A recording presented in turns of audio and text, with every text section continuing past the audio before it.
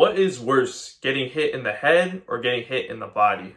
This is an interesting topic that I want to talk about. Some people think it would be worse to get hit in the head. Other people think it'd be worse to get hit in the body. So I thought I would explain which is worse just based off of my experience. And this goes for, when it comes to boxing, kickboxing, Muay Thai, MMA. And I'm going to be talking about more of my experience, especially when it's come to like kickboxing and Muay Thai. So whenever we're sparring, most of us, we use 16-ounce gloves.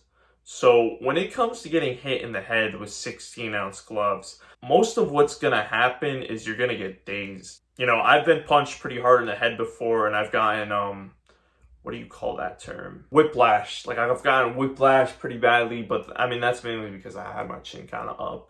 And I've eaten a lot of shots, like, the cross. I've gotten overhanded to the head really fucking hard. Most of what's happened is I've gotten dazed. So maybe, like, I get a little bit dizzy and I'm kind of like, oh, fuck, And when you get hit in the head, usually what happens is when you're dazed for a little bit, that's when your opponent can unleash on you and just go crazy because you're hurt. But it's not like a hurt where, fuck, like, you can't keep going.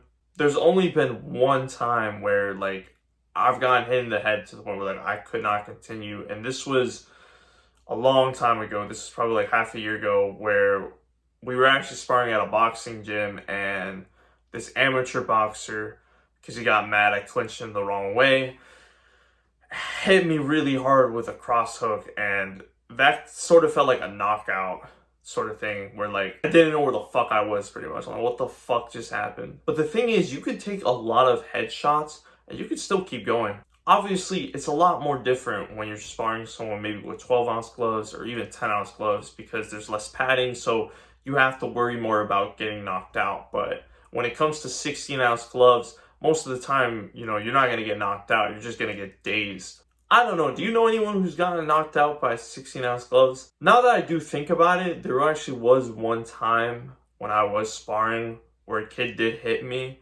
and it was like, he hit me like really hard, right? And I ended up going like back and falling, but I don't know if that was just because I ended up losing my balance, because my stance at the time was pretty shitty. But yeah, most of the time in sparring, or even in a match, most of the time you're just going to get dazed. Obviously, if it's a pro fight, there's that chance of getting knocked out. And I'm sure, from what I've heard from a lot of fighters, it's like when you get knocked out, it's not even as if you felt it. So maybe sort of getting knocked out is a blessing in sort of a way compared to what I'm about to explain with body shots. Now, with body shots, I think body shots are like extremely, extremely overrated.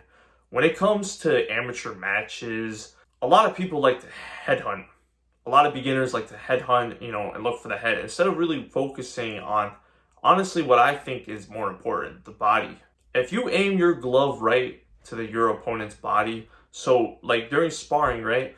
If I'm able to, maybe get the 1-2, and then I'm able to sort of get a hook on the body, it will slow down your opponent significantly. He's gonna feel that. And body shots, they fucking hurt.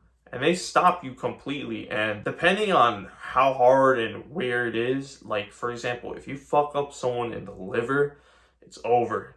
That pain is gonna, that pain's gonna fucking make him stop. Like, that pain is gonna make him sit down and cry. Because getting hit in the liver is no fucking joke. And even if you just, for example, like, you hit a hard cross to the body, you can still slow down your opponent a good amount. Even if it wasn't like the hardest punch, he still could have felt that and been like, oh fuck. And maybe that punch could have slowed him by like 20%. Because with body shots, it's like when you get punched in the body, it's like you can't breathe. And if you keep hitting someone with body shots, if you're sparring and you keep hitting them, you jab to the body, then you cross the body, and then you get a nice hook to the body, it's going to slow them down more and more and more until they can't keep going. So literally they can't breathe. And I've been hit by some pretty hard fucking body shots. And let me tell you, man, they're not fun. I've gotten hooked to the body, and fuck, dude, I had to sit down. I was like, ugh.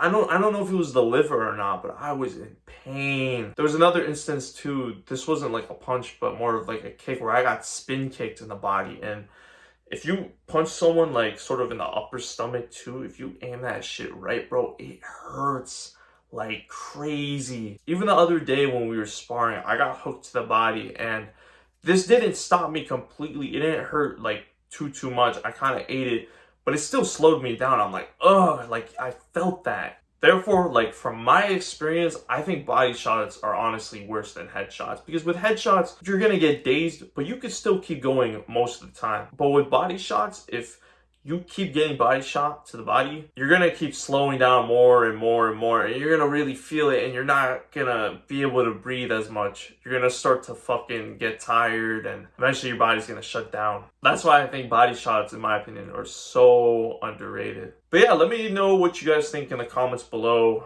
If any of you guys spar in martial arts, whatever, what is worse, getting hit in the body or getting hit in the head? Like, what do you guys think? Let me know in the comments. And remember, my boys, stay active, stay busy, and most of all, stay hungry.